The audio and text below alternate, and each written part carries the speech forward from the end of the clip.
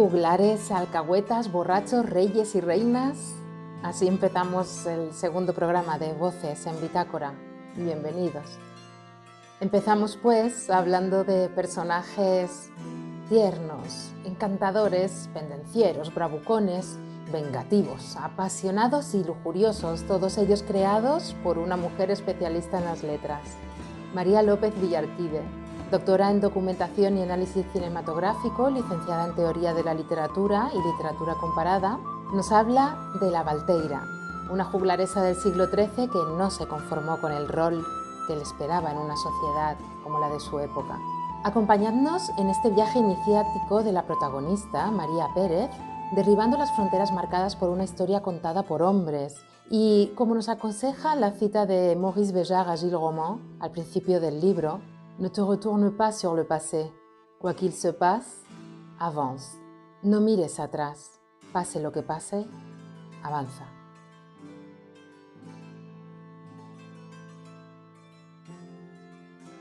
Vamos a hablar de mujeres, de pasiones, de historia, de muchísimas cosas. María, ¿qué novela más bonita? Hola, muchas gracias. ¿Cómo sientes con toda tu experiencia la salud de la literatura en una sociedad como la nuestra? Contrariamente a lo que pueda pensarse ahora mismo, y además trabajo en una librería, te puedo decir que la literatura ahora mismo goza de muy buena salud. No sé si es porque buscamos evadirnos de tanta tecnología leyendo o porque quizás ahora también se digitaliza la literatura y tenemos ese otro canal que es el de los ebooks, pero sí se está leyendo mucho y a raíz de este catastrófico 2020 han surgido muchísimas publicaciones y bueno, no sé, hay editoriales magníficas. Yo creo que es buen momento, sí. En 2018 publicas tu primera novela, es La catedrática. ¿Qué ha supuesto la juglaresa con respecto a la catedrática? Porque son dos mujeres tan diferentes. El tono de la juglaresa lo intuyo más intimista por ese uso de la primera persona, quizás. Sí, quería cambiar la perspectiva, desde luego. En el caso de la juglaresa, como Luisa de Medrano había sido un personaje silenciado, del que tenemos vagos testimonios, pero no teníamos su voz, y con ella lo que quise fue contar la vida de otras personas contemporáneas que la tenían ella de trasfondo para que el lector se hiciese su propia idea. En este caso, ya lo he explicado alguna vez, me había gustado el concepto de darle la vuelta a la cámara y hacerse un selfie y que fuera la propia María Pérez la que contase su historia, ¿no? Y dijera, bueno, puesto que soy un personaje del que se ha hablado mucho y me han puesto verde y han dicho de mí todo tipo de barbaridades en las cantigas, pues ahora yo voy a contar mi historia. Por eso puede resultar más intimista. La primera persona siempre provoca eso, que el lector entre y empatice. Porque el personaje principal de la juglaresa es la Valteira, es, como bien estás diciendo, un personaje de las cantigas, menos conocidas quizá de ese Alfonso X el sabio, tan comedido o presentado como comedido, que debió ser muy bueno en branding para que llegase a las vías así, porque tenía todo ese lado más hedonista y más, pues bueno, de disfrute de la vida, y yendo también pues eso, al uso de las cantigas eróticas, las cantigas de escarnio también. Sí, las cantigas, no sé el concepto en general que se tiene de ellas, yo lo recordaba del instituto, tampoco las había estudiado muy a fondo porque yo hice teoría de la literatura, pero no me centré tampoco en el romancero. Tenía esa idea de cantigas de amor, de amigo y de escarnio, y eran las de amor y de amigo como de un tono más elevado, más erudito, ¿no? Los nobles que cantan a las señoras que le rechazan y demás, y las cantigas de escarnio que eran como el populacho, como lo más mundano, lo más soez, digamos, el criticar y reírse de forma bastante ordinaria de personajes de gente que eran, bueno, llamativos por algún defecto o por algo que habían hecho que era censurable, y ahí es donde critican a María. María es un personaje de estos. Y Alfonso X, como buen trovador que era, porque era efectivamente un amante de la cultura y que fomentó rodearse de gente sabia a su alrededor, vamos, digamos que fomentó todo esto, ¿no? Los idiomas, las ciencias, etc. Él componía y compuso este tipo de cantigas también, las de escarnio. Una de ellas es la de María, que yo diría que es de un tono casi pornográfico. Porque sí que mantuvieron una relación, al menos que se supiese, así que hubo algo entre ellos. Eso, bueno, quizás es más licencia licencia literaria, porque María, de hecho, sí que se sabe, se intuye que debía rechazar a casi todos, porque todos hablan de ella con despecho, como que no, que va provocando pero luego no se va con nadie. Y claro, eso en el siglo XIII, si ya ahora es algo que está ahí tan a la orden del día, ¿no? Pues en el caso de esta mujer dedicada al entretenimiento, a bailar y a acompañar en las fiestas y en estos momentos así más de jolgorio, digamos, pues claro, los romances que pueda tener, fueran cuales fuesen, eran para ser criticados. Todos querían estar con ella. Al principio nos presentan a María niña y haces algo precioso. Mueren sus padres sin desvelar mucho. Es una niña que se queda con su hermano tampoco es un adulto, aunque se empieza a ocupar de los telares, bueno, de todo el negocio de telas de la familia. Tenían una posición acomodada, ella se siente sola. A través de la danza, que luego nos adentraremos porque es una parte muy bonita que has aportado tú además por tu experiencia, pero a través de la danza, bueno, pues encuentra un poco como catarsis, ¿no? Encuentra su espacio, y es eso lo que le hace conocer a un personaje que es ciego, y a través de un personaje ciego ella ve su vocación, o ella ve una herramienta que le va a servir. Es precioso. Me alegra mucho que hayas apreciado que lo hayas leído así, ¿no? Porque sí que me parecía algo que podía ser bonito, pero claro, luego uno nunca sabe cómo se va a expresar y cómo se va a interpretar. Siendo tan pequeña, porque yo creo que más o menos es a esa edad, entre los 8 y los 10 años, 8 o 12, es cuando los niños encuentran, digamos, su vocación para algo, si tienen algún tipo de, por instinto o por, bueno, que tengan predisposición para dedicarse a algo específico o algo artístico. Es a esa edad. Y claro, María está en un momento bastante crítico de su vida y desagradable y triste y trágico. Y sí que a través de alguien casual o que circunstancialmente pasaba por ahí, descubre qué es lo que la salva y qué es lo que mejor sabe hacer y qué es aquello a lo que puede dedicarse, siendo tan pequeña, ¿no? Y encima es alguien que estaba en mitad del camino y que no la ve.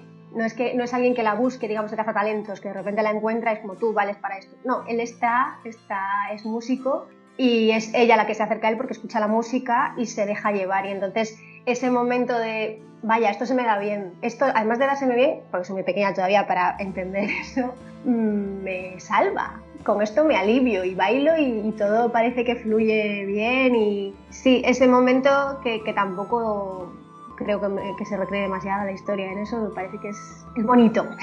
Y bueno. Tiene algo que ver con que las ilustraciones que has hecho tú, que son delicadísimas y que le aporta una cara, bueno, unos rasgos a la Valteira, pero luego la imaginación tiene que completarlos, evidentemente. Hay una intuición y tienen todos los ojos cerrados. ¿Tiene que ver con esto o no?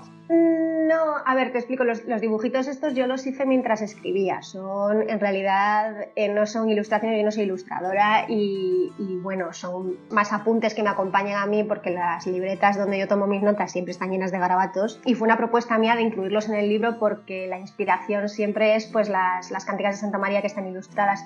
Y los libros de horas de esta época todos son preciosos, con esas letras capitulares tan maravillosas. Entonces sí que las letras capitulares están hechas a propósito con esa intención y más o menos están relacionadas con el contenido del libro, pero cada pequeña ilustración que acompaña el comienzo de cada capítulo son...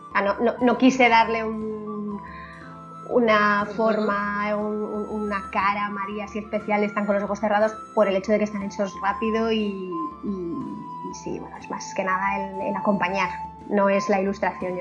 Los ilustradores son unos profesionales que respeto mucho y que, bueno, no sé, no... Sí, pero es un toque de delicadeza que sí que te invita al siguiente capítulo. Sí, te da como el tono o la esencia o algo, ¿no? Como tú dices, un apunte. Así que efectivamente sí. Me ha pasado algo con la juglaresa y es que a medida que lo iba leyendo, sin querer, lo iba comparando un poco a todo el viaje de Cándido de Voltaire. Es un viaje iniciático que ocurre en el espacio, en el tiempo y en la personalidad que queda plasmada de este personaje como tantos otros. Este es el personaje que para mí evidentemente más evoluciona. Los otros quizá la ayudan a evolucionar.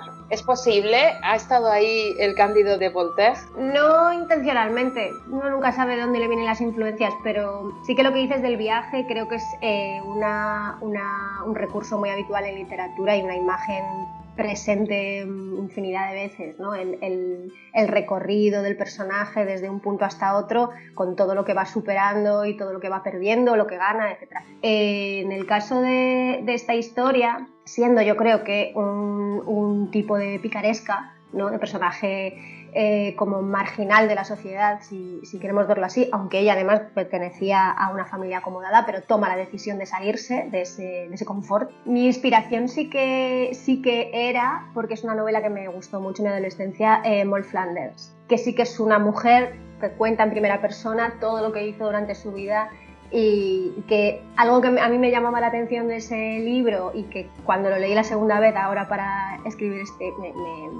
me salía como la vena de esto, yo no quiero escribir algo así, que como está escrito por un hombre y en una época en la que era muy importante la censura y la moralidad, ya no solo cuenta su vida, sino que pide perdón y se arrepiente de todas las cosas, pues eso, censurables que hizo. Y en el caso de Valteira, bueno, ella no pide perdón ni se disculpa porque las cosas que hizo las hizo porque quiso y por sobrevivir, entonces encima tengo que pedir perdón, ¿no? Que bastante bien lo hice con los recursos que tenía para salir adelante.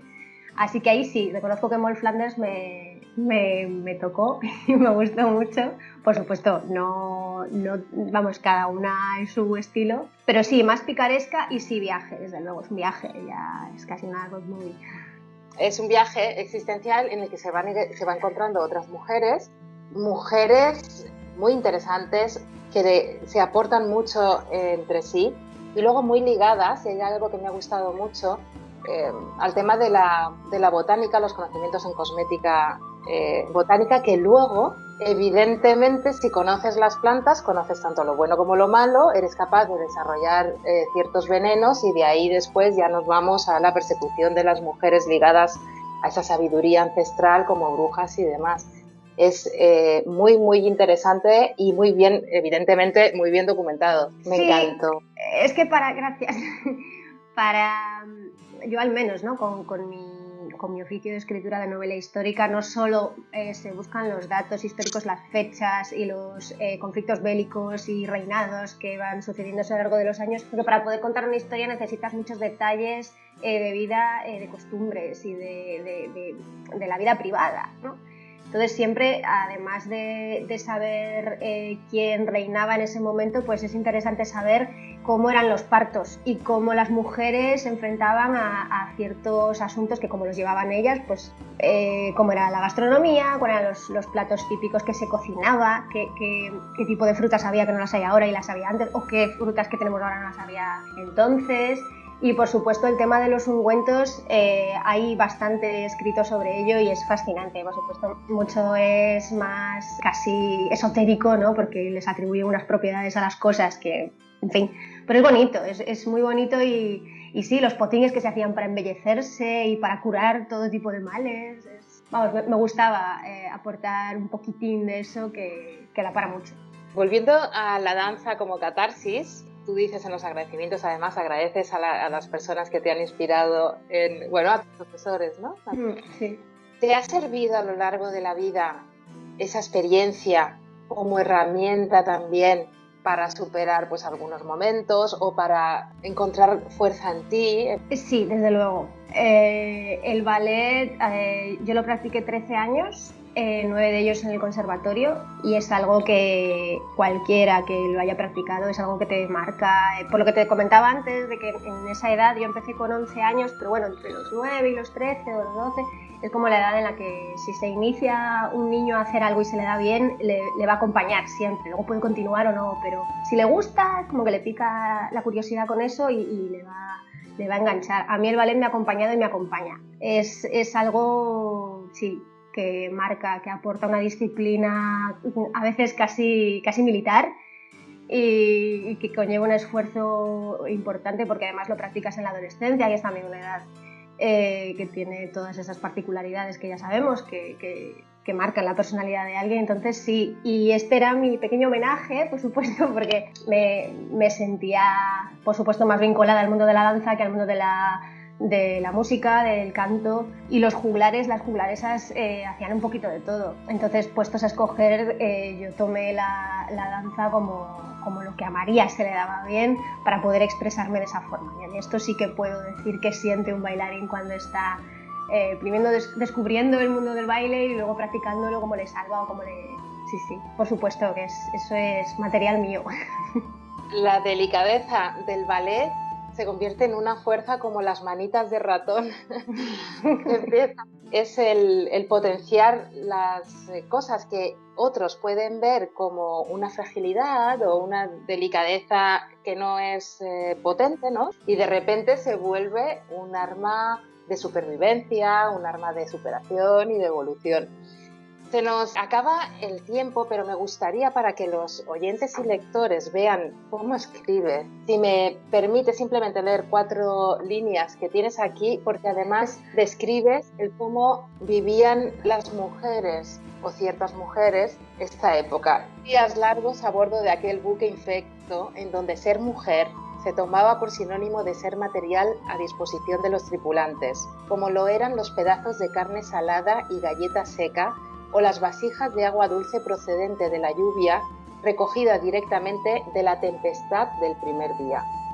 Me parece precioso y está toda la esencia.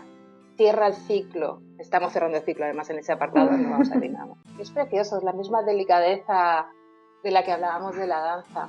Y muchísimas gracias. Un libro para disfrutarlo, por eso no quiero entrar mucho en los detalles, porque quiero que se vaya descubriendo, porque te dejas llevar como el río de la leyenda, donde pierden la vida los padres de la Valteira, y esa leyenda que cuentas también en paralelo y todo lo que es, todo está lleno de paralelismos y has utilizado muy bien la historia, le has aportado vida. Y la última preguntita es inevitable, claro. Vas a seguir rescatando mujeres de la historia, ¿no? Desde luego que si mi labor va a ser esa, estoy encantada de cumplir con ella, porque me parece algo precioso y un auténtico privilegio. Pero sí, estoy con otras cosas en la cabeza, no sé si solo o exclusivamente centradas en mujeres de la historia, pero sí que hay por ahí asuntos. Muchísimas gracias por tu tiempo y muchísimas gracias por la juglaresa, es una delicia. Gracias a ti.